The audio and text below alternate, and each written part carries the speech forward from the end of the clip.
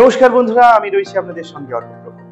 আজ আমি সেই সব মানুষদের উদ্দেশ্যে কিছু কথা বলতে এসেছি যাদের হয়তো প্রচুর টাকা আছে, যারা নিজেদের সম্পদের অহংকারে অন্যদের তুচ্ছ বলে মনে করে, যারা ভাবেন টাকা থাকলেই বুঝি সবকিছু কেনা যায় আর তারাই বুঝি জগতের শ্রেষ্ঠ।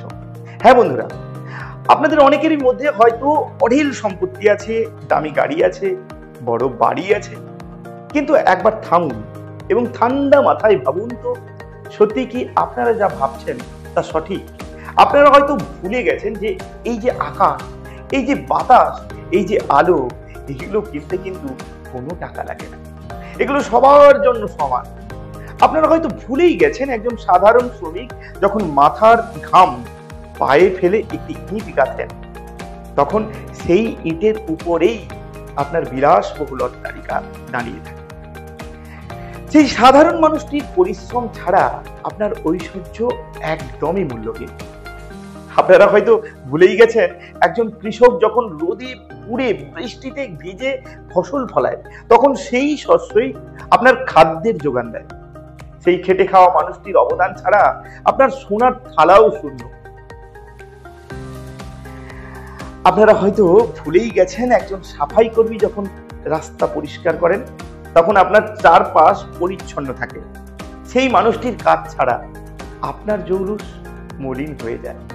টাকা নিঃসন্দেহে জীবনে অনেক সুবিধা এনে দেয়, কিন্তু এটা যেন আপনাদের অন্ধ করে না দেয়, এটা যেন আপনাদের হৃদয়কে কঠিন করে না তোলে।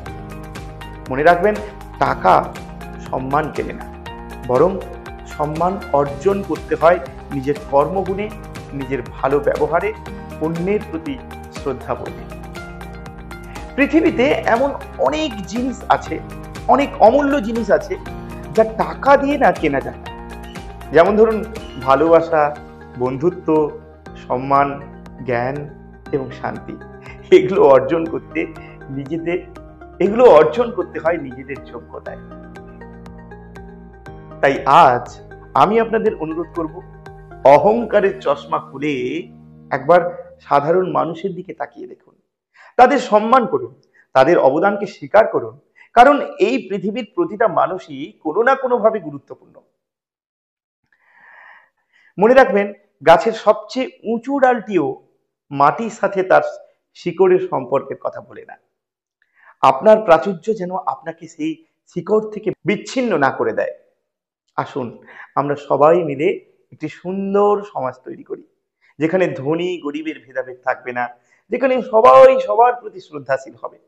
টাকাই যেন আমাদের একমাত্র পরিচয় না হয়, বরং আমাদের মানবিক গুণাবলী যেন আমাদের শ্রেষ্ঠ পরিচয় হয়। ধন্যবাদ।